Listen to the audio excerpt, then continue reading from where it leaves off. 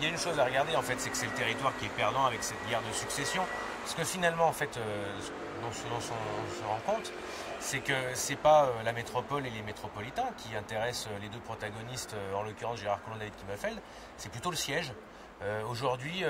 alors que ça fait 3 mandats qu'ils sont en responsabilité, la métropole a pris beaucoup de retard sur un certain nombre de sujets, notamment les grandes infrastructures, la question des mobilités. Et on arrive aujourd'hui à une guerre de succession qui très clairement ne redore pas le blason d'une classe politique qui en a bien besoin pourtant.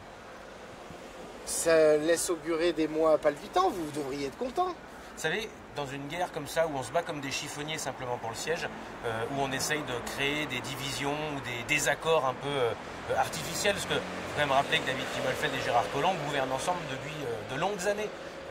Clairement, c'est le territoire qui est perdant, et encore une fois, c'est une image pas très heureuse qu'on donne des élus, où on se rend compte que finalement, et moi qui ai vécu une guerre de succession dans ma commune en 2014, et ce qui m'avait entre autres permis de m'imposer, les gens disent une chose, ils ne sont pas là pour nous, ils sont là pour la place, c'est tellement lamentable.